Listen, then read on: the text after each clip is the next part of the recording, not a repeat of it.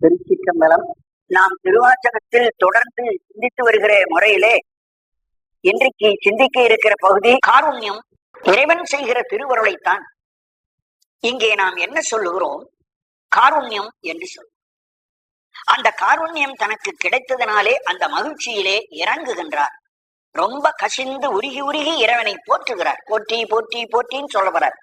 இந்த 10 பாட்டிலும் இறைவனை போற்றி சொல்லுகின்ற அந்த கருணை பெருக்கத்தாலே தான் கசிந்து உருகி பேசுகிற ஒரு செயல். தரிக்கிலேன் காய வாழ்க்கை சங்கரா போற்றி. சங்கரா இன்பத்தை தருபவனே. சம் இன்பம், கர செய்பவன், சங்கர இன்பம் செய்கிறவன் என்று அந்த வார்த்தைக்கு சங்கரா இன்பத்தை செய்பவனே போற்றி, உனக்கு வணக்கம். காய வாழ்க்கை தரிக்கிலேன், இந்த உடம்போடு வாழ்கிற வாழ்க்கை இனி நான் பொறுக்க மாட்டேன். இறைவனே உனக்கு போற்றி, என் உடம்பை விட்டு என்னை பிரித்து நீ மோட்சம் கொடுன்னு கேட்கிற. வான விருத்தனே போற்றி. வானம் ஆகாயம், ஞானாகாசம். விருத்தம் ரொம்ப பழமை, முதுமை நன். விருத்தன் ரொம்ப கிழவன். விருத்தன்னா கிழவன். கிழவன் என்பது பழமையை காட்டு. ஆக பரமாகாசத்திலே கால எண்ணிக்கை இல்லாதிருக்கின்ற ஒரு பழமை உடையவன் இறைவன். மிக மிக பழமையானவன். அதான் விருத்தன், பழமையானவன். இந்த இடத்துல விருத்தன் என்ற வார்த்தைக்கு பழையன் என்று பொருள். வானம் என்பது ஆகாயத்திலே இங்க ஞானாகாசம் என்று சொல்கிற ஆகாசம். விருத்தனே போற்றி, எங்கள் விடலையே போற்றி. விடலை காளை. காளை ஒரு நல்ல இளம் பருவம் உள்ளவனுக்கு விடலைன்னு பேர். இதெல்லாம் அகப்பொருள்ல வருகிற தலைவனை குறிக்கிற இடங்களிலே அவனை இந்த சொல்லால் குறிப்பார்கள். சிறந்த வீரனுக்கு விடலை என்று பெயர். விடலையே போற்றி, ஒப்பில் ஒருத்தனே போற்றி. ஒப்புமை சொல்ல முடியாத ஒரே ஒருவன். இங்க ஒருவனை வச்சு இவனுக்கு இன்னொரு ஆளை வச்சு இவனுக்கு ஓமைன்னு சொன்னா 2 ஆள் ஆயிடுவாங்க. இந்த ஒரு ஆளை நிறுத்தி விட்டு இவனுக்கு ஓமை இருக்கான்னு சுத்தி சுத்தி பார்த்தா ஒரு ஆள் ஓமை கிடைக்கல. அப்ப மிச்சம் யார் இருக்கா? ஒரே ஒருத்தன் தான் இருக்கா. அதனால ஒப்பில்லாத ஒருவன். ஒருவன் என்ற வார்த்தையை நல்லா புரிஞ்சுக்கணும். ஒருவன் என்று ஏன் சொன்னாருன்னா, ஒரு பொருளுக்கு ஒரு மாம்பழம், அதுக்கு சமமா இன்னொரு மாம்பழம் இருந்தா 2 மாம்பழம் ஆயிடுங்க. 2 ஆயிடும், 1ன்னு அர்த்தம் இல்லை. இன்னும் அதே ஜாதியில மாம்பழம் இருந்து வச்சுக்கோ. பாதிரி மாம்பழத்துல இங்க ஒண்ணு அங்க ஒண்ணு அங்க ஒண்ணு 3 இருந்ததுன்னா 3 பழம் 1 பழம்னு சொல்ல முடியாது. அதுக்கு சமமானது இல்ல. ஒரே ஒரு பாதிரி பழம் தான் இருக்கு, வேற இல்லைன்னா 1 பழம்னு சொல்லும்.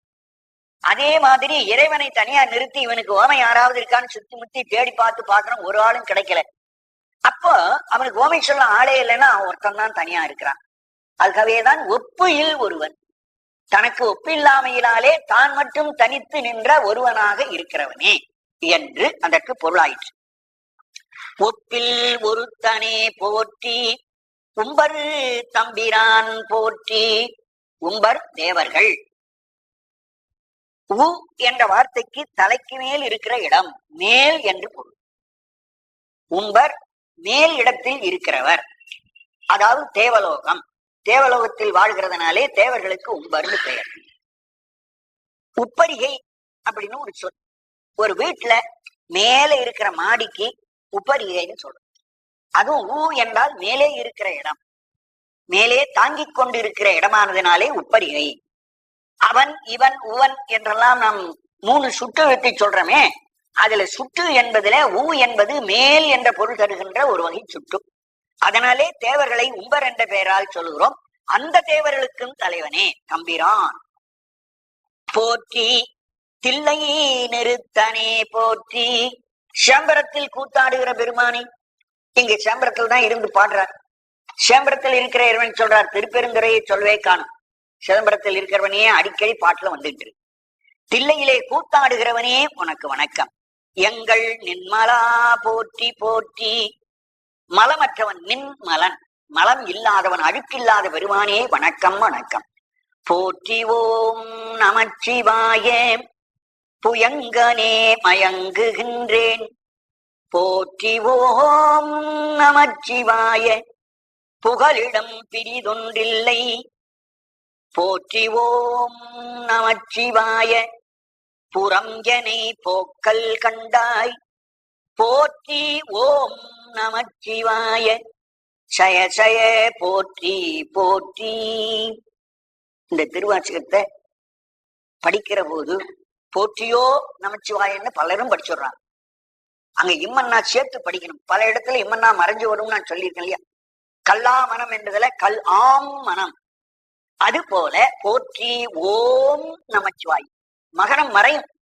இலக்கண விதிப்படி மகரமாகிய எழுத்துக்கு பின்னாடி நமன என்று சொல்லுகிற மெல்லெழுத்து இல்லை என்றால் 4 மெல்லெழுத்து நமன என்ற 6 மெல்லெழுத்து வருமானால் மகரம் மறைஞ்சு போகும். இம்மு என்ற எழுத்து தனக்கு பின்னாடி மெல்லெழுத்து வரணும். கல்லா மனம், மனம்ல மா மெல்லின எழுத்து. இங்க பாருங்க, போற்றியோம் நமச்சிவாய நமச்சினாங்கிறது மெல்லின எழுத்து.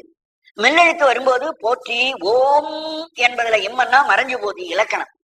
அதனால இந்த பாட்டை ஓம் நமச்சிவாயன்னு பாடி கொடுக்கிறார் நமக்கு.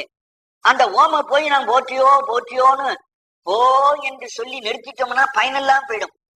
அந்த ஓம் என்று சொல்லுகின்ற பிரணவத்தோடு கூட அந்த மந்திரத்தை சொல்லணுங்கிறதுக்காகவே இப்படி பாடி கொடுத்திருக்காரு நமக்கு மாணிக்க வாசகர்.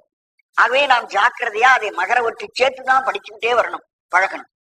போற்றி ஓம் நமச்சிவாய போற்றி. ஓம் நமச்சிவாயம் என்ற மந்திரமுடையவனே வணக்கம். புயங்கனே, பாம்பை அணிந்தவனே, மயங்குகின்றேன், இந்த உலகத்திலே நான் மயக்க கொள்ளுகிறேன். புயங்கனே, புயங்கம் பாம்பு. இறைவன் பாம்பை அணிந்திருக்கிறான் என்பதனுடைய பொருள் என்ன? பாம்பு என்பது காற்று. அந்த காற்றை உணவாக உண்ணுகிற ஒரு ஜீவன். அது எத்தனை நாள் வேணாலும் பட்டி கிடைக்கும், வெறும் காற்றை மட்டும் சுவாசிக்கும், செத்து போகாது. காற்று இல்லைன்னா செத்துவிடும். அதனால காற்றினுடைய அடிப்படையார், காற்றினுடைய அடிப்படையிலே இருந்து உண்டாவதுதான் ஒலி, சப்தம், நாதம். நாதம் வருவதற்கு காற்று தேவை. அந்த காற்றுக்கு முன்னே இருக்கின்றது நாதம். அந்த நாத மாத்திரையா இருப்பதுதான் ஓம் என்ற பிரணவம். அந்த ஓம் என்ற பிரணவம் ஒரு பாம்பு வடிவாக இருக்கிறதாக யோகிகள் சொல்லுகிறார்கள். அந்த மந்திரம் நம்முடைய மூலாதாரமாகிய இடத்திலே அமைந்திருக்கிறது. அது குண்டலினி என்ற பெயரை உடைய சக்தியாக இருக்கிறது. அங்கே பிரணவமாக அது அமைந்து நிற்கிறது. ஆகவே பிரணவமாக மூலாதாரத்திலே குண்டலினி சக்தியாக இருக்கிறது. அதனால்தான் அந்த ஓம் என்ற பிரணவத்தை அவர் பாம்பு என்று சொல்லி அந்த ஓமையே தனக்கு ஆபரணமா அணிஞ்சிருக்கான்னு சொல்லாம புயங்கன், பாம்பணிந்தவன் என்றே புராணங்கள் எல்லாம் வந்து கொண்டே இருக்கும். புயங்கனே மயங்குகின்றேன், இந்த உலகத்திலே கடந்து நான் மயங்குகிறேன், இன்னும் நான் உன்னுடைய ஞானத்தை பெற்றவனாக ஆகவில்லையே. போற்றி ஓம் நமச்சிவாய. மறுபடியும் சொல்றார், ஓம் நமச்சிவாய போற்றி. ஒரு மந்திரத்தை எத்தனை தடவை வேணுமானாலும் சொல்லலாம். ஒரு இறைவனுடைய திருநாமத்தை எத்தனை தடவை வேணுமானாலும் சொல்லலாம். ஆனா தமிழ் இலக்கணத்துக்கு என்ன ஒரு நெறி என்று கேட்டால், ஒரு விஷயத்தை ஒரு தடவை சொல்லணும், 2வது தடவை சொன்னால் குற்றம். அதுக்கு பெயர் கூறியது கூறல். ஒரு பாட்டிலேயோ அல்லது ஒரு செய்யுள்ள ஒரு வாசகமா எழுதுற இடத்திலேயோ ஒரு விஷயத்த ஒரு தடவை சொன்ன 2ஆம் தடவை சொல்லக்கூடாது. அப்படி சொன்னா குற்றம். அப்படி 2ஆம் தடவை சொன்னா அதுக்கு ஒரு காரணம் இருந்தா குற்றம் இல்லைங்கிறது. கூறியது கூறினும் குற்றம் இல்லை, வேறொரு பொருளை விளைக்குமாயின், அதுக்கு ஒரு விளக்கம் சொல்லியிருக்காங்க. ஆனா இந்த பாட்டுல ஒரே விஷயத்த 4 தடவை சொல்றார். போற்றியோம் நமச்சிவாய, இத 4 தடவை திரும்பி திரும்பி சொல்றார். ஒரு தடவைக்கு மேல சொல்லக்கூடாதுன்னு விதி இருக்கு. ஆனா 2 தடவை சொல்லலாம் என்று விதி இருக்கு. 3 தடவை சொல்லுவதா இருந்தால் அது ஒரு அவசர காலத்துல சொல்லலாம், விரைவு காரணத்துல சொல்லலாம். ஆனா 4 தடவை சொல்லவே கூடாது. ஆனா அங்க 4 தடவை சொல்லியிருக்காரு. அது காரணம் என்னன்னா தெரிஞ்சுங்கோ, இறைவன் திருநாமத்தை மட்டும் எத்தனை தடவை சொன்னாலும் அது குற்றமாகப்படாது.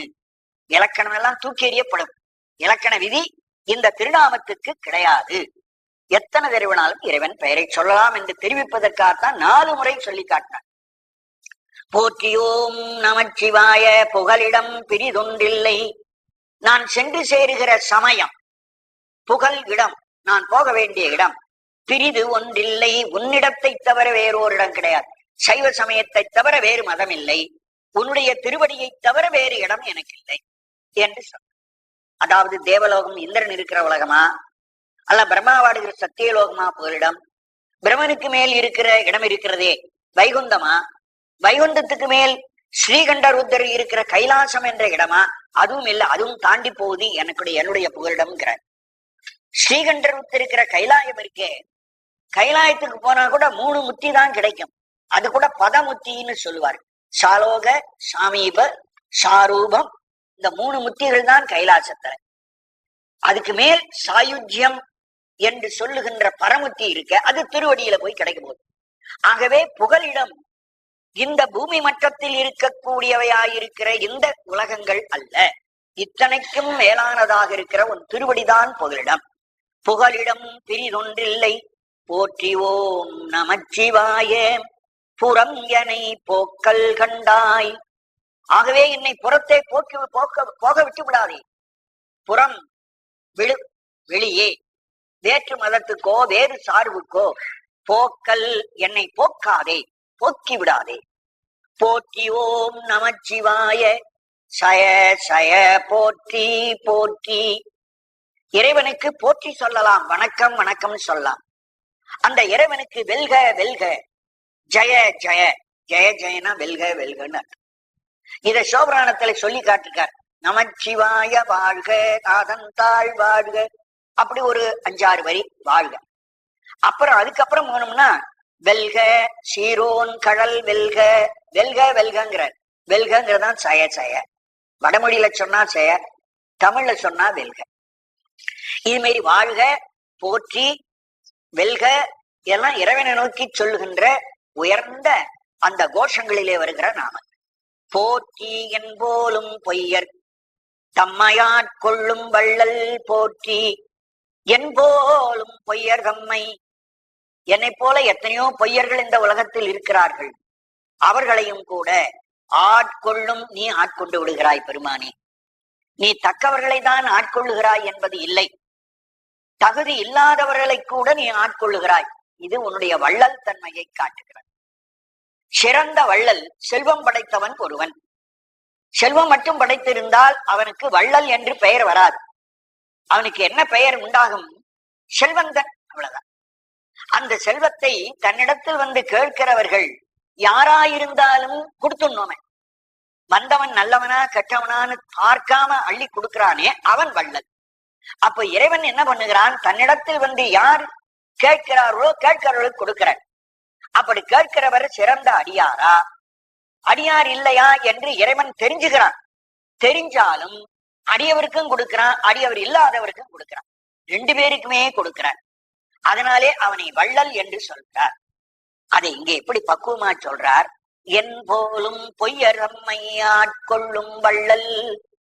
என்ன மாதிரி பொய்யே செய்து கொண்டிருக்கின்ற, உண்மையான அடிமை செய்யாத போலியாக இருக்கிற அடியார்களையும் கூட நீ காப்பாற்றுகின்றாய். ஏன்னா இறைவனுக்கு வஞ்சகம் கிடையாது, எல்லாரையும் காப்பாற்றுங்கிறதா அவருடைய எண்ணம். எல்லாரையும் நல்லவரா திருத்தணும், பொல்லாதவனே நல்லவனா திருத்தணும். அப்ப திருத்தணும்னா அவனை கை விட்டுட்டான், திருந்த மாட்டான். ஆகவே இந்த பொல்லாதவனுக்கும் கொஞ்சம் ருசி காட்டணும், கொடுத்து அவனுக்கு ருசி காட்டினா அப்புறம் திரும்பி இறைவன் பக்கம் வருவான், அப்புறம் கொஞ்சம் கொஞ்சமா நல்லவனா ஆயிடுவான். அதுக்காக இறைவன் என்ன செய்கிறான்? பொல்லாதவனுக்கும் கொடுக்கிறானா. நின் பாதம் போற்றி, உன் திருவடிகளுக்கு வணக்கம். நாதனே போற்றி போற்றி, நாதனே எனக்கு தலைவனாயிருப்பவனே போற்றி. மறுபடியும் நாதனே போற்றி, 2 தடவை போற்றி இருக்கு இல்லையா? அதனால நாதன் என்றதை 2 தடவை பிரிச்சு 2 போற்றிக்கும் சேர்க்கணும். முதல்ல நாதனே போற்றினா எனக்கு தலைவனே போற்றி. 2வது தர வருகிற நாதனே என்பது நாதஸ்வரூபம், ஒளிமயமாக பிரணவாகாரமாயிருக்கிற இறைவனே உனக்கு வணக்கம். போற்றி நின் கருணை வெள்ள புதுமலர் புவனம். நின் கருணை வெள்ளம், கருணை என்ற வெள்ளம் ஆகிய மது, ஒரு தேனை சொரிந்து கொண்டிருக்கின்ற புவனம், உலகம். இந்த உலகத்தை இறைவன் எல்லாருக்கும் படைச்சு கொடுத்திருக்கிறார். எதனாலே படைச்சான்? அவனுடைய கருணை காரணத்தினாலே. உயிர்களுக்கா படைச்சான். உயிர்களுக்கு தனு கரண புவன போகம் என்ற 4ஐயும் படைக்கிறான்னு சைவ சித்தாந்தம் சொல்றது. உயிர்களுக்கு தாம் இயங்குவதற்கு கருவி வேண்டும் என்று தனு என்ற உடம்பை கொடுக்கிறார். தான் அனுபவிக்கணும், பார்க்கணும், கேட்கணும், ருச்சி பார்க்கணும், வாசனை பார்க்கணுங்கிறதுக்காக இத்தனை உறுப்போடு கூட உடம்பை கொடுக்கிறார் தனு. கரணம், கை கால் போன்ற தொழில் படுகின்ற கருவிகளும் கொடுக்கிறார். போகம், அனுபவிப்பதற்காக எவ்வளவு சுகமான பொருள் உண்டோ, நெல்லு, கரும்பு, பால், தயிர் போன்ற எத்தனையோ அனுபவிக்கின்ற பொருளையும் இந்த உலகத்தில் உண்டாக்கி இருக்கிறான். எல்லாத்தையும் சாப்பிட்டு வடிச்சில் படுத்து தூங்கணுமே, அதுக்காக பூமியும் கொடுத்திருக்கான். புவனம், தனு, கரண, புவன, போகம். இந்த நாளும் கொடுத்து நாளிலும் அவனுடைய கருணை வெள்ளத்தை புழிஞ்சு வச்சிருக்கான்.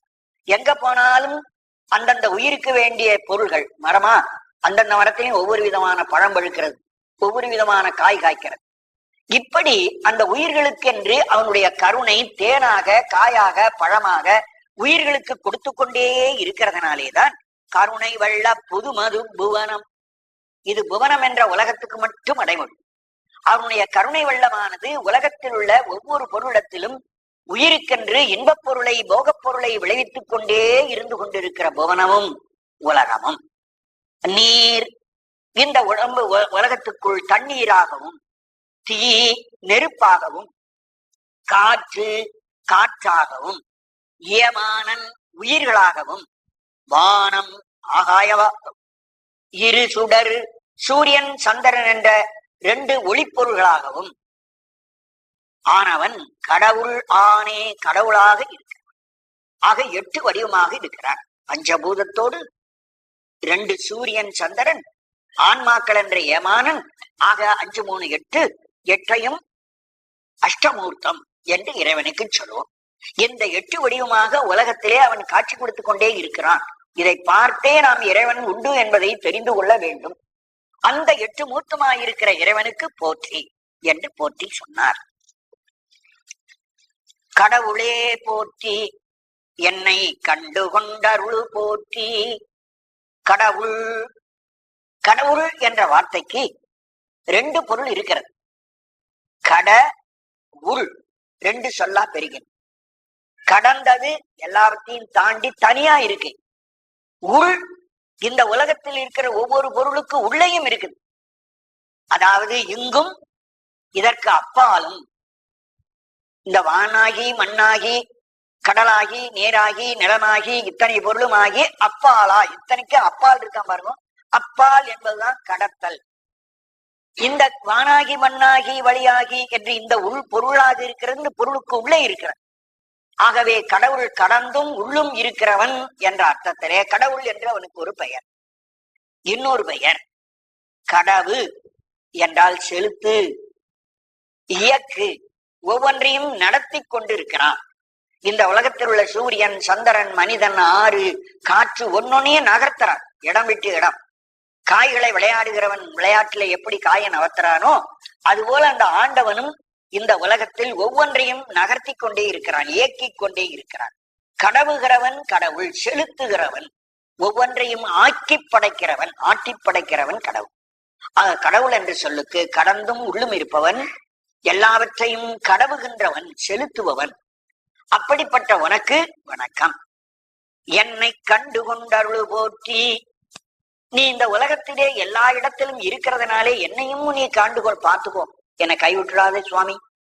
விடவுளே உருக்கி உன்னை ஆண்டிட வேண்டும், என்னை ஆண்டிட வேண்டும் போற்றி. என்னை ஆண்டிட வேண்டும், என்னை நீ ஆட்கொள்ள வேண்டும் அப்படின்னு கேட்கிற. எதுக்காக இறைவன் கேட்கிறான்? எதுக்காகவா? விட, நான் விட வேண்டும். என்னிடத்தில் இருக்கிற ஆசை பாசம் முதலாகியவைகள் எல்லாம் நான் நீங்க வேண்டும். என்னை இதை விடுவதற்காக என்னை நீ ஆட்கொள். விட உளே உருக்கி, நான் என்னுடைய பாசங்களை கைவிட்டு விடுவதற்காக உளே உருக்கி என் உள்ளத்தை நெகிழ வைத்து என்னை ஆண்டிட வேண்டும். என்னை நீ ஆட்கொள்ள, என்னை அடிமையாக ஏற்றுக்கொள். என் பாசம் ஒடியணும்னா உனக்கு நான் அடிமையாகணும், உனக்கு நான் வேலை செய்யணும். அப்பதான் என்னுடைய பாவங்கள் போகும். கடவுளுக்கு நாம் தொண்டு செய்தால் தான் நம்முடைய பாவங்கள் போகும் என்று சொல்ற. அப்ப கடவுளுக்கு தொண்டு செய்வதுன்னா என்ன? அது 2 விதமாக இருக்கிறது. கடவுளுக்கு செய்யப்படுகிற தொண்டு 2 வகையான. ஒன்று நேரே கடவுளுக்கு செய்வது, மற்றொன்று இந்த கடவுள் எந்தெந்த இடத்தில் இருக்கிறானோ அந்தந்த இடத்தில் இருக்கிற எல்லா ஜீவான்மாக்களுக்கும் செய்வது. எல்லா ஜீவர்களுக்கு செய்வதைத்தான் சமூக தொண்டு என்று இன்றைக்கு சொல்றார்கள். நேரே இறைவனுக்கு செய்து விட்டா அது இறை தொண்டு. இப்ப கோயிலுக்கு போய் சுவாமிக்கு ஒருபடி பால் வாங்கி அபிஷேகம் பண்ணி ஒருபடி நிவேத்தியம் போட்டு அந்த சுவாமிக்கு நிவேத்தியம் பண்ணிட்டு நம்ம வீட்டுக்கு வந்துடுறோம்னா கடவுளுக்கு மட்டும் செஞ்சது. அது அது சிவப்பணி, இறை தொண்டு. இனி அப்படி இல்லாம அதே கடவுள் நிவேத்தியம் பண்ணி ஒரு கலம் சாதம், தயிர் சாதம் போட்டு ஊர்ல இருக்கிற எல்லா ஜனத்தையும் வாங்கன்னு சொல்லி அத்தனை பேருக்கும் சாப்பாடு போட்டோம்னா அது ஒவ்வொரு உயிருக்கும் செய்கிற தொண்டு, அது மக்களுக்கு செய்கிற தொண்டு, அது சமூக தொண்டு. ஆகவே இறைவனை நாம் தொண்டு செய்யும் போது ரெண்டு விதமா தொண்டு செய்ய, ரெண்டு விதமான தொண்டினாலும் நம்முடைய பாவம் நீங்கும். விட நம்மிடத்தில் இருக்கிற பாவம் நீங்குவதற்காக என்னை நீ ஆட்கொள்ள வேண்டும், உனக்கு நான் தொண்டு செய்ய வேண்டும், இறை தொண்டோ சமூக தொண்டோ செய்தல் ஆக வேண்டும் என்பதை அவர் சொல்லி காட்டுறார். உடல் இது களைந்திட்டு ஒல்லை உம்பர் தந்தருள் போற்றி, இந்த உடம்ப நீக்கு, எனக்கு உம்பர் மேலுலகமாகிய உன் திருவடியை எனக்கு கொடு. சடையுளே கங்கை வைத்த சங்கரா போற்றி போற்றி, சடைக்குள்ளே கங்கையை வைத்து அதனுடைய செருக்கை அடக்கினவனாயிற்றே. கங்கை ஆக்ரோஷித்து வருகிறாள் உலகத்தை அழிக்கிறேன் என்று. ஆனா அந்த கங்கையை தன் சலைக்குள் வைத்து அவருடைய கோபம் அத்தனையும் அடக்கிவிட்டாள். அதே போல நான் இந்த உலகத்திலே மூர்க்கனாக துரிகிறேன், மூர்க்கனாக தெரிகிற என்னை நீ அடக்க வேண்டும், என்னையும் இந்த உலகத்திலே கொண்டு வைத்து ஒரு இடத்திலே கட்டுப்படுத்தி என்னை நல்லவனாக்க வேண்டும் என்று வேண்டுகிறேன். சங்கரா போற்றி, மற்றோர் சரணினேன் சரண்கிலேன் போற்றி. சங்கரா இன்பம் தருகிறவனே வணக்கம். மற்றோர் சரண், வேறொரு புகழ், அடைக்கலம். சரண் என்றால் அடைக்கலம். இறைவனே எனக்கு வேறொரு அடைக்கலம் வேறொரு புகழ் எனக்கு கிடையாது, நான் உன்னை விட்டுட்டு இன்னொரு சுவாமியை போய் கும்பிடுவேன்னு நினைக்காது. சிவனே உன்னை தவிர வேறு திருமாலையோ பிரம்மாவையோ வேறு சக்தியையோ வேற ஒரு தெய்வத்தை நான் நினைக்க மாட்டேன். உள்ளேன் பிறதெய்வம் எங்கள் உத்தமனை பெரிய சொல்றார் மாணிக்கவாசன் இடத்துல. வேறு தெய்வத்தை நான் மனத்தால் கூட நினைக்க மாட்டேன், இதே திருச்சதகத்தில் தான் சொல்லியிருக்கார். மற்ற ஓர் சரண் இலேன், இன்னொரு தெய்வத்தை நான் சரணாக அடைக்கலமாக அடைய மாட்டேன். போற்றி வணக்கம். கோல பொங்கு அரா அல்குல் செவ்வாய் வெண்ணகை கரிய வாட்கண் மங்கையோர் பங்க போற்றி. மங்கையோர் பங்க, உமாதேவியை ஒரு பக்கத்திலே உடைய பெருமானி மங்கை உமாதேவி. அந்த மங்கையை ஓர் பங்க ஒரு பாகத்திலே இடது பாகமாகிய ஒரு இடத்திலே முழுக்க கொடுத்துள்ள, தன் உடம்பு முழுவதுமே உமாதேவிக்கு வழங்கல, பாதிதான் கொடுத்திருக்கிறார். அதாவது சக்தி என்பது பாதி அளவு, சிவம் என்பது பாதி அளவு, ரெண்டும் சேர்ந்து முழு அளவாகி உலகத்தை இயக்குகிறது. உலகத்தை சக்தி என்ற பாதி மட்டும் வந்தாலும் இயக்க முடியாது. அந்த பாதியளவாகிய சிவம் மட்டும் இருந்தாலும் உலகம் நடக்காது. உலகம் நடக்க வேணும்னா ரெண்டு பேரும் சேர்ந்து வரணும். சிவம் என்னும், சிவம் என்றால் என்ன, சக்தினா என்ன? சிவம் என்பது அறிவு, ஞானம். அது வேலை செய்யாது, என்ன செய்ய வேண்டும் என்று வழிகாட்டும். சிவம் என்பது ஆற்றல் அல்ல, அது அறிவு. சக்தி என்பது ஆற்றல், அது வேலை செய்யும், ஆனா என்ன செய்யணும்னு அதுக்கு தெரியாது, அதுக்கு தானே அறிந்து செய்கிற தன்மை அதுக்கு இல்லை. அந்த ஆற்றலாகிய சக்திக்கு இந்த ஞானம் வழிகாட்ட அந்த ஆற்றல் உலகத்தை நடத்தும். ஆக சக்தி இந்த உலகத்தை நடத்தணும், அதை நடத்துவதற்கு அந்த அறிவு வழிகாட்டி கொண்டிருக்கணும். அறிவு இல்லாவிட்டாலும் உலகம் நடக்காது, இந்த சக்தி இல்லாவிட்டாலும் உலகம் நடக்காது. ஆற்றல் இருந்தால்தான் இயங்கும். அதனால்தான் இறைவன் பாதி இறைவி பாதியாக ரெண்டு பேரும் சமத்துவமாயிருந்து இந்த உலகத்தை நடத்துகிறார்கள். அதான் மங்கை ஓர் பங்க, உமாதேவியை ஒரு பக்கத்திலே உடையவனே உனக்கு போற்றி. அந்த உமாதேவிக்கு அடைமொழி கொடுக்கிறார். கரிய வாழ்கண் வெண்ணகை உன்னடி செவ்வாய் பொங்கரா அல்குல், கோல பொங்கரா அல்குல். கோலம் அழகான, பொங்கு அரா சினங்கொண்ட படம் எடுத்த பாம்பு, அழகான படமெடுத்து பாம்பை போன்ற அடிவயிற்றை உடையவள். செவ்வாய் கொப்பைக்கனி போன்ற சிவந்த உதட்டை உடையவள். வெண்ணகை வெண்மையான பற்களை உடையவள். கரிய வாட்கண் கண்ணங்கரேன் இருக்கிற ஒளி வீசுகின்ற கண்ணை உடையவள் மங்கை, அந்த உமாதேவி. அந்த உமாதேவிக்கு இத்தனை உறுப்புகள் சொல்றார். பொங்கரா அல்குல், சிவந்தவாய், வெண்ணகை என்ற பல், கண் அத்தனையும் உடையவளாகிய உமாதேவி. இது ஒவ்வொன்றும் அந்த உமாதேவியினுடைய தத்துவங்களை காட்டி நிற்கிறது. ஒவ்வொரு நிறம், ஒன்னு கருப்பு, ஒன்னு வெள்ளை, ஒன்னு சிவப்பு, ஒன்னு பாம்பு மாறி ரத்தனம், 5 விதமான நிலைகளை புலப்படுத்துகிறார். 5 நிறம் அவனுக்கு இறைவனுக்கு உண்டு. நிறங்களோர் 5 சிவபுராணத்திலே நீ 5 நிறமுள்ளவன். ஆக உமாதேவி 5 நிறமுடையவளாக வருகிறாள். அந்த 5 நிறம் சொன்னாள். அந்த 5 நிறம் மட்டுமல்ல, இந்த 5 நாளும் பஞ்ச கிருத்தியங்களை செய்கிறாள். அவள் சக்தியானதனாலே தொழில், 5 தொழில் படைக்கிறாள், காக்கிறாள், அடிக்கிறாள், அதன் பிறகு மறைச்சு வைக்கிறாள், கடைசியிலே பேரின்பம் தருகிறாள். இத்தனை விதமான செய்திகளை எல்லாம் காட்டுவதற்கு இவைகளான உவமைகளை எல்லாம் இங்கே சொல்லி, அப்பேற்பட்ட மங்கை ஆகிய உமாதேவியோடு கூடியிருக்கிற பங்கனே உனக்கு வணக்கம். மால் விடை ஊர்தி போற்றி. நீ உமாதேவி மட்டுமல்ல, உன்னிடத்திலே ரிஷபத்தை வைத்திருக்கிறாய். மால், திருமால். மால் விடை, திருமாலை ரிஷபமாக கொண்டிருக்கிறார். மால் என்றால் திருமாலே ரிஷபமாக வந்தவன். முப்புறம் எரிக்க போன காலத்திலே தேவர்கள்லாம் வேதத்தையே ஒரு தேரா செய்து வேதத்தை குதிரையா பூட்டி அந்த தேர் கொண்டு வந்து விட்டார்கள். அதான் வைதிக தேர்.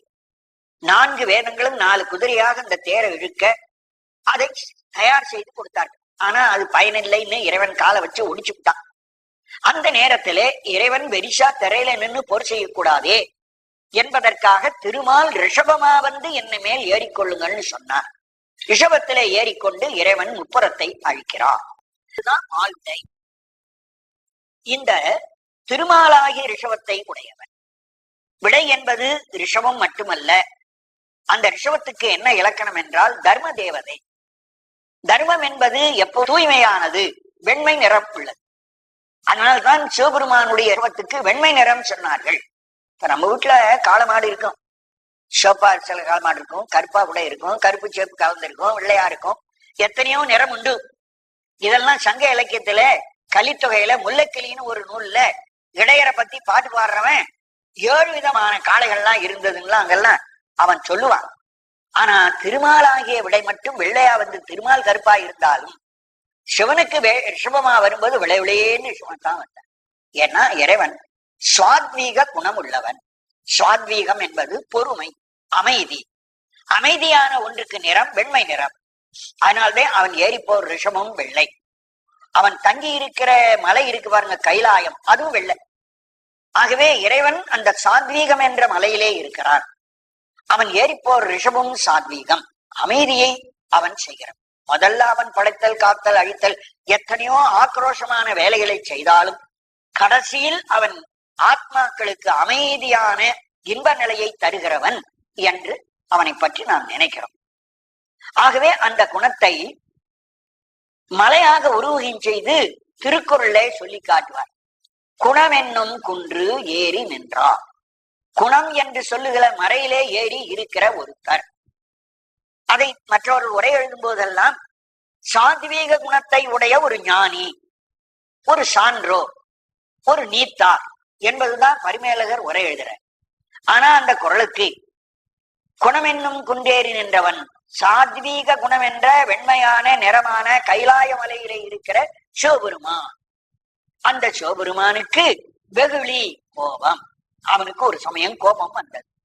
எப்போ ராவணன் அந்த மலையை தூட்டி வாழ்வு ஆற்றகல்லேன், இங்கு இந்த பூலோகத்தில் வாழ்வு, இந்த வாழ்வு, வாழ்வு என்று அந்த பாட்டுல நிக்குது. இங்கி வாழ்வுங்கிறதுல என்பது ஒரு சுற்றெழுத்து. இங்கு வாழ்வு ஆற்றகில்லேன் எம்பிரான் இழித்திட்டேனே, வெண்பெருவான் என்னை நானே இழிவாக பேசி என்னுடைய தற்போதத்தை நான் குறைத்துக் கொண்டே வருகின்றேன் என்று சொல்றேன். இழித்தனன் என்னை யானே, என்னை யானே நான் இழித்து பேசிக் கொண்டேன். ஏன்? செருக்கு வராமல் இருக்கு. நான் ஒன்னும் தெரியாதவன், நான் முட்டாள், நான் மூடன், நான் நாய் என்று பல தரத்தில் ஏயா சொல்றார்? இழித்தனன், என்னை நான் இழிவுபடுத்திக் கொண்டே பேசிக்கொண்டு வருகிறேன். இழித்தனன் என்னை யானே. இப்படித்தான் இறைவனுக்கு முன் தன்னை தாழ்த்தி பேசணும். தாழ்த்தி பேசினால்தான் தான் என்ற அகந்தை குறையும். எம்பிரான் போற்றி போற்றி, எமக்கு தலைவனே வணக்கம் வணக்கம். பழித்திலேன் உன்னை, உன்னை நான் பழிக்கல, என்னத்தான் தாழ்த்தி கொண்டேனே தவிர இறைவனிடத்துல போய் தன்னை பற்றி பல இடத்துல நான் நாய பேய் என்றெல்லாம் தன்னை சொல்லிக் கொள்ளுகிறாரே தவிர, ஆனா இறைவனை ஒரு இடத்துல கூட அவர் பரியாசமாக இழிவாக பேசவில்லை என்று சொல்றார். பழித்தீலேன் உன்னை, உன்னை நான் தரக்குறைவாக சொல்லவில்லை. என்னை ஆளுடை பாதம் போற்றி, அதனால்தான் என்னை நீ ஆட்கொண்டாய். ஆட்கொண்ட உன் திருவடிக்கு வணக்கம். ஆளுடை, என்னை ஆளாக ஏற்றுக்கொண்ட பாதம் உன் திருவடிக்கு போற்றி வணக்கம். பிழைத்தவை பொறுக்க எல்லாம் பெரியவர் கடமை போற்றி. ஒரு நியாயம் சொல்றார் இறைவனிடத்திலே. பெருமானே, நான் தப்பு செய்து விடலாம், நான் சிறுவன், சிறியவன் தப்பு பண்ணினால் பெரியவர்கள் பொறுத்தாகணும், இது ஒரு சட்டம், இது உனக்கு தெரியுமா தெரியாதான்னு கேட்கிறார். பிழைத்தவை, தப்பு செய்தவைகளை பொறுத்துக் கொள்ளுதலானது எல்லாம் பெரியவர் கடமை, பெரியோர்களுக்கு கடமை ஆகும். பெரியோர்கள் சிறியவர் தப்பு செய்தால் அந்த தப்பை பொறுத்து கொள்ளும். அதுக்காக சிறியவர்களை கோபிச்சுக் கொள்ளக்கூடாது, சிறியவரை மேல சாபம் போட்டு அழித்து விடக்கூடாது. பெருமானே, நானும் இந்த உலகத்திலே பல தவறு செய்திருக்கிறேன், இந்த தவறுக்காக என்னை நீ துன்புறுத்தி விடாதே, நான் செய்த தப்பெல்லாம் நீ பொறுத்துக்கோ, என்னை மன்னித்துக்கொள் என்று இறைவனிடத்திலே மன்னிப்பு கேட்கிற. இறைவன் மன்னிப்பு கொடுக்கிறான், இவர் மன்னிப்பு கொடுன்னு கேட்கிறார். ஆனா இத நல்லா தெரிஞ்சு கொண்டவர் சுந்தரர். அவர் சொல்றார், நான் பிழை செஞ்சா எங்களுடைய இறைவன் பொறுத்து கொள்வான் என்று சொல்றார். பொன்னும் மெய்ப்பொருளும் தருவானை, போகமும் திருவும் புணர்ப்பானை, பின்னை என் பிழையை பொறுப்பானை. நான் செய்கிற குற்றத்தை எல்லாம் பொறுத்து கொள்ளுகிறவன். நான் தப்பு செஞ்சா கூட இறைவன் பொறுப்பான். பிழையலாம் தவிர பணிப்பானை, நாம் பிழை செய்தால் கூட இனிமேல் பிழை செய்யாமல் என்னை தடுத்து நல்லவனாகவும் ஆக்கி விடுவான். ஆக பிழையை பொறுக்கிறவன் இறைவன் என்று அவர் சொன்னார். திருநாவுக்கரசர் கூட இதை சொல்றார். அடியார் செய்த அனாச்சாரம் பொறுத்தருளி அவர் மேலென்றும் சீராத பெருமானை. அடியார் செய்த அனாச்சாரம், அடியார்கள் தவறு செய்து விட்டார்களானால் அந்த அடியாரை இறைவன் பொறுத்தருளி பொறுக்கிறான். அதுக்காக அடியார்களை தண்டித்து விடுவது இல்லை என்று சொல்ற. அதேதான் இவரு இங்க எடுத்து சொல்றார். நீ பெரியவன், நான் ஒரு அடியவன், நான் அடியவன் தப்பு செய்துட்டா நான் சிறியவன் செய்த தப்பை பொறுக்கணும், உலக சட்டம். அதை சொல்றார். பிழைத்தவை பொறுக்க எல்லாம் பெரியவர் கடமை. பெரியவர்களுடைய கடமை பிழைத்தவை, சிறியவர்கள் தப்பு செய்ததை பொறுத்துக் கொள்ளுதல் தான். போற்றி, நீ அது மாதிரி என்னை பொறுத்து கொண்டு காக்க வேண்டும். ஒழித்திடு இவ்வாழ்வு போற்றி. அதனால இந்த வாழ்வையை இன்னும் எனக்கு நீடிக்காதே, என்னை நீடிக்காமல் இந்த வாழ்க்கையிலிருந்து எனக்கு விடுதலை கொடு. எதுக்காக கேட்டார் இதை? இறைவன் என்ன பட்டா, இன்னும் கொஞ்ச நாள் பூமியில இருன்னு சொன்னா. ஏன் இருக்க வச்சான்ங்கிறது ஒரு காரணம்னு சொன்னேன். இந்த மாணிக்க வாசகர் வினை இன்னும் கொஞ்சம் பாக்கி இருக்கு, வினை அழியறதுக்காக இருக்க வச்சார்னு. இப்ப இவர் சாமர்த்தியமா என்ன கேட்கிறாரு, என்ற வினை இருக்குன்னு தானே இந்த உலகத்துல வச்சிருக்கிறேன். அப்ப வினைங்கிறத நான் செஞ்ச குற்றம் தானே, அப்ப நான் செஞ்ச பிழை நீ மன்னிச்சிரு. மன்னிச்சுட்டா என்ற பிழை இருக்காதுல்ல. பிழை இல்லைன்னா உடனே நான் மோட்சத்தை கொடுக்கலாமே, அதுக்காக மோட்சத்தை கொடு. அவர் தனக்கு உடனே மோட்சம் வேண்டுங்கிறதுக்காக பெரியவரானவர்கள் சிறியவர் செய்த பிழையை பொறுப்பது கடமை அல்லவா? ஆனால் நான் முன் சொன்ன பிழையை நீ பொறுத்துக்கொள், அந்த பிழைக்காக என்னை இன்னும் நீடித்து வாழ விடாதே. ஒழித்திடு இவ்வாழ்வு, வினை காரணமாக நீடித்து வருகிற என்னுடைய வாழ்வை நீக்கிவிடு, சீக்கிரம் எனக்கு மோட்சம் கொடு என்று அவர் கேட்கிறார். உம்பை நாட்டு எம்பிரானே, எம்பிரான் போற்றி, எமக்கு இறைவனே வணக்கம். வானத்து அவரவர் ஏறு போற்றி, வானத்தில் இருக்கின்ற ஒவ்வொருவரதும் தலைவனே. இந்திரனுக்கு தலைவன், பிரம்மாவுக்கு தலைவன், திருமாலுக்கு தலைவன், இப்படி ஒவ்வொருவருக்கும் தலைவனாயிருக்கிற பெருமானே. கொம்பரார் மருங்குல் மங்கை கூற, கொம்பர் ஆர், கொம்பு போன்ற, மாங்கொம்பு போன்ற, மரக்கொம்பு போன்ற, பூங்கொம்பு போன்ற ஒரு கிளை மாதிரி இடுப்பு, அந்த மருங்குல் இடுப்பை உடைய மங்கை உமாதேவி.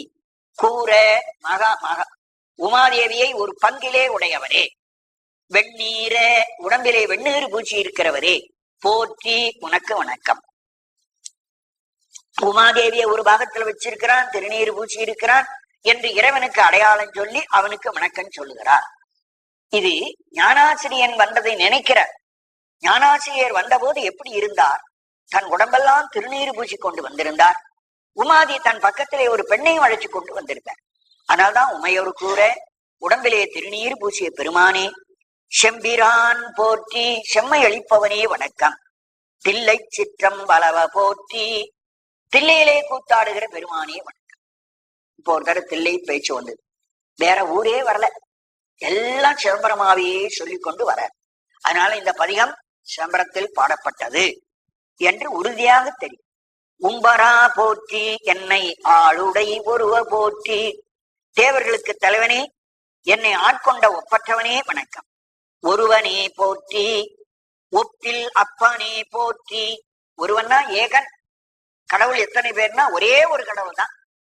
ஆனா அந்த ஒரு கடவுள் பல ரூபங்களிலே உள்ளே புகுந்திருக்கிறதுனால நமக்கு பல கடவுளாக தோன்றுவான். கடவுள் பலவராக நம்ம கண்ணுக்கு தெரிகிறான், நம்முடைய அறியாமை. ஆனா ஒரே ஒரு கடவுள் தான். அதனாலே ஒருவனே போற்றி, ஒப்பில் அப்பனே போற்றி, தனக்கு சமமே இல்லாதவனே, ஒப்பில் அப்பன். இதைத்தான் ஒப்பிலி அப்பன் என்ற பெயராக திருமாலுக்கு பெயர் வச்சிருக்கோம். அங்க கும்பகோணத்து பக்கத்துல நீ உப்பிலி அப்பன் ஆக்கி அந்த சாமிக்கு உப்பே இல்லாம நிவர்த்தியம் பண்ண போட ஆரம்பிச்சுட்டாங்க. உப்பில்லாத சுவாமி அல்ல அவர், ஒப்பு இலி, ஒப்பிலி. அவங்களுடைய ஆழ்வார் பாட்டுல கூட ஒப்பிலின்னு தான் வருது. ஒப்பில்லாத பெருமாளே என் ஒப்பில் அப்பனே போற்றி, வானோர் குருவனே போற்றி. வானோர் தேவர்களுக்கும் குருவன், குருநாதர். குருவன், குரு, குருன்னு சொன்னா நமக்கு டக்குன்னு அர்த்தமா, அது குருவன் என்றால் ஒரு புதுசா ஒரு வார்த்தை. அந்த குருவன் என்றால் குருநாதன் என்று பொருள். தேவர்களுக்கும் குருநாதராய் இருக்கிற பெருமானே வணக்கம். எங்கள் கோமள கொழுந்து போற்றி. கோமளம் என்றாலே இளமை, கொழுந்து என்றால் இன்னும் இளமை. எங்களுக்கு இளமைக்கு இளமையாய் இருக்கிற பெருமான் சிவக்கொழுந்துன்னு இறைவனுக்கு பெயர். இறைவன் ரொம்ப இளமையானவன், ரொம்ப வயசே ஆகாதவன்.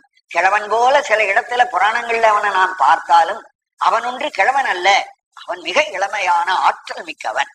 அதனாலே கோமள கொழுந்து என்று சொல்ற. வருக என்னை நின்பால் வாங்கிட வேண்டும். நீ வானத்தில் இருக்கிறாய், நான் பூமியிலே கிடக்கிறேன். அதாவது கிணத்துல தண்ணியில விழுந்து கிடக்கிற மாதிரி நான் இருக்கிறேன். நீ கிணத்துக்கு மேல் நிக்கிறவன தண்ணிக்குள்ள கிடக்கிறவன், அப்பா என்ன தூக்கிடு தூக்கிடு தண்ணிக்குள்ள இருக்கிறவன் சொன்னா, அங்க என்ன ஒரு கயத்தை விட்டு கயத்தை நான் என்ன பிடிச்சு சொல்லி மேல இருக்கவன் கயத்தை வாங்குவான், அதாவது இழுப்பான், நான் மேலே ஏறுவேன்.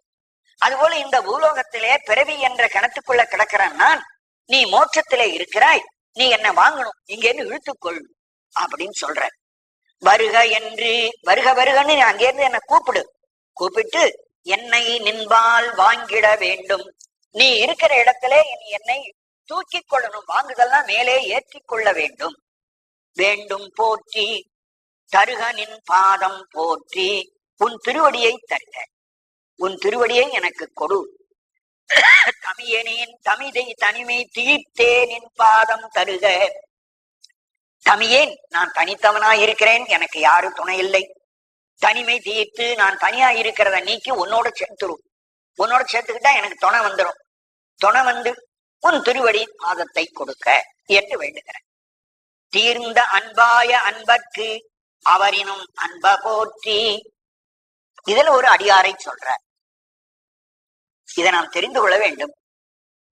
அந்த அடியாரை நேரே சொல்லாமல் கொஞ்சம் குறிப்பா சொல்லி காட்டுற. அன்பர்க்கு, தீர்ந்த அன்பாய அன்பர்க்கு, அன்பர்க்கு அடியாருக்கு தெரியுது. அந்த அன்பருக்கு முன்னாடி ஒரு அடைமை விடுத்தாய், அன்பாய அன்பர். அந்த அன்பாய அன்பர்ங்கிறது யார்? இப்ப நாம் ஆராய்ச்சி பண்ணி பார்க்கணும். இதுக்கு முன்ன இருந்த எல்லா அடியார்களையும் புரட்டி பார்க்கிறோம். எல்லா அடியாருன்னா அன்பா இருந்தாங்க. கண்ணப்பர் கூட அன்பாதான் இருந்தாரு. எந்த அடியாரத்துல அன்பு இல்லைன்னு சொல்ல முடியும்? ஆனா இவர் அன்பாய அன்பர்னு சொல்றாரு. அப்ப அன்புமயமாக ஒரு அடியார் இருந்திருக்கார். கண்ணப்பரா இருக்கலாமா? இருக்கலாம். ஆனா கொஞ்சம் பார்க்கணும், அந்த கண்ணப்பர் தானா வேற ஒருத்தரான்னு பார்க்கணும். தீர்ந்த மிக அதிகமான அன்பே வடிவமாக இருந்தவர். அப்படின்னா இன்னொருத்தர் யார்? அந்த 63 நாயன்மார்ல பூசலார் என்று ஒரு நாயனார். பூசல் என்ற வார்த்தைக்கே அன்புன்னு அர்த்தம். பூசல் என்ற வார்த்தைக்கு அன்பு. பூசலார் அன்புமயமான அடியார். கண்ணப்பெரும் அன்புமயம்தான், பூசலாரும் அன்புமயம்தான். அந்த அன்பு பெருக்கத்தினாலே அவர் வெளியில கோயில் கட்டணும்னு ஆசைப்பட்டு, வெளியில கோயில் கட்ட அவருக்கு காசு பணம் கிடைக்காமையினாலே மனத்துக்குள்ளேயே ஒரு கோயிலை கட்டிவிட்டார். அப்படி மனத்துக்குள் கோயில் கொட்டக்கூடிய அளவுக்கு பெரிய அன்பு உடையவராக அவர் இருந்திருக்கிறார். அதனால்தான் அவருக்கு என்ன பெயர் வச்சார்கள்? பூசல். பூசல்ங்கிற வார்த்தைக்கு அன்பு. அன்பாய அன்பர், அன்பு என்ற பெயரையுடைய அன்பர். அப்ப பூசலார் என்ற நாயனார். அன்பாய அன்பர்னா அன்பு என்ற பெயரை உடையவராகிய ஐயா. அப்ப பூசலார் என்ற நாயனார் என்று இந்த வரிக்கு அர்த்தம் பண்ணோம்னா சரியா வரும். அது தீர்ந்த நெடுக மிக உயர்ந்த பூசலார் என்ற பெயரை உடைய ஒரு அன்பர். அந்த அன்பரிடத்திலே இறைவன் எப்படி நடந்து கொண்டான்? அவரினும் அன்ப, அந்த அடியார் இறைவனிடத்துல எவ்வளவு அன்பு வச்சாரோ அதை விட இன்னும் அந்த அடியாரிடத்துல இறைவன் அன்பு வச்சான். பூசலாரிடத்துல இறைவன் அன்பு வச்சுட்டான். இவர் ஒரு கோயில மனசுல கட்டினார். மனசுல கட்டின கோயில இறைவன் சட்டுன்னு ஏத்துக்கிறான். இன்னொரு ராஜா வெளியில ஒரு கோயில் கட்டுறான். அதே காலத்துல பூசலார் காலத்திலேயே வெளியிலே இன்னொரு ஒரு அரசன் என்ன பண்ணுகிறான்? கோயில் கட்டுகிறான். அது வெளியிலே கட்டுகிற கோயில். ஆனால் இந்த பூசலார் மனத்துக்குள் கோயில் கட்டுறார். இந்த 2 கோயில்லையும் ஒருத்தருக்கு ஒருத்தர் சந்திக்காம அந்த கும்பாபிஷேக நாள் வச்சுட்டான். ஒரே தேதியில 2 பேர் கும்பாபிஷேகம். பூசலார் மனக்கோயிலையும் கும்பாபிஷேகம், காஞ்சிபுரத்துல கைலாசநாதர் கோயில் கட்டினானே அவன் கட்டின கோயில்லையும் அங்க கும்பாபிஷேகம். இப்ப சிவபெருமான் என்ன பண்றார்? 2 கோயில்ல எந்த கோயிலுக்கு போறார் அப்படின்னு பார்த்தா, அந்த அரசன் கோயில் கட்டினானே அவனுடைய கனவுல போய், அப்பா உன் கோயிலுக்கு நான் வர முடியாது, பூசலார் கோயில் கட்டியிருக்கார், அந்த பூசலார் கோயில்ல நாளை கும்பாபிஷேகம், நான் அந்த கோயிலுக்கு போறேன், நீ இன்னொரு நாள் கும்பாபிஷேகத்தை மாற்றி வச்சுக்கோள் அப்படின்னு சொல்லிட்டு போட்டார். அப்ப யாரிடத்துல அன்பு அதிகமா வச்சிருந்தாருன்னு பாக்குறோம். அந்த பெரிய வெளியிலே கோயில் கட்டின அரசனிடத்திலே அன்பை காணும். மனக்கோயில் கட்டிய அன்பரிடத்திலே இவர் அன்பு வச்சிருக்கார். அவர் கோயிலுக்கு தான் நான் கும்பாபிஷேகத்துக்கு போக போறேன்னு சொல்லிட்டான். ஆனால் அப்ப தீர்ந்த அன்பாய அன்பர்க்கு அவரினும் அன்ப, அவர் வச்ச அன்பை விட அவர் கோயில்ல நீ கும்பாபிஷேகத்துக்கு முந்தி கொண்டு போனேன், இன்னொருத்தன் கோயில் கூட போக மாட்டேன்னு சொல்லி போனவன் அல்லவா. அப்போ இது பூசலார் நாயனாருடைய கதை என்று நமக்கு தெரியும். அப்ப பூசலார் நாயனாரை இந்த பாட்டிலே அவர் குறிப்பிட்டிருக்கிறார். பல நாயன்மார்ல இந்த நாயன்மாரும் வந்திருக்கிறது என்று தெரிகிறது. தீர்ந்த அன்பாய அன்பர்க்கு அவரினும் அன்ப போற்றி, பேர்ந்தும் என் பொய்மையாட்கொண்டு அளவிடும் அருளிடும் பெருமை போற்றி. பேர்ந்து திரும்பவும் என் பொய்மை, என்னிடத்தில் இருக்கிற பொய்யான நிலை, ஆட்கொண்டு என்னுடைய பொய்யை கூட நீ ஆளாக அடிமையாக ஏற்றுக்கொண்டாய். இவ்வளவு இருந்தும் அவன் பார்த்தா அன்பர்க்கு அன்பர். அவன் கட்டின கோயிலுக்கு நீ கும்பாபிஷேகத்துக்கு போனேன், ஆனா என்னிடத்தில் நீ இப்போ என்னையும் ஆட்கொண்டிருக்கிறாயே பெருமானே. என் பெயர்ந்தும் அந்த இடத்தை விட்டுட்டு திரும்பி என் பக்கம் வந்து என் பொய்மை ஆட்கொண்டு, என்னுடைய பொய் உடம்பையே பொய்யனாகிய என்னையும் நீ ஆட்கொண்டிருக்கிறது பெரிய ஆச்சரியம். அளவிடும் பெருமை போக்கி, என்னை இடத்திலே வந்து அளவிட்டு பார்க்கின்ற பெருமை உடையவனே வணக்கம். ஆர்ந்த நஞ்சு அகின்று வானோர்க்கு அமுதம் ஈ வள்ளல் போற்றி.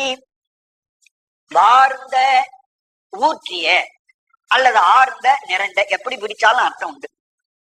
அதாவது தேவரெல்லாம் கொண்டு வந்து அந்த அமிர்தத்தை நெஞ்ச ஊற்றி, சுவாமி நீங்க சாப்பிடும்போது எங்களால பயமா இருக்கு நெஞ்சுன்னு சொன்னார்களா.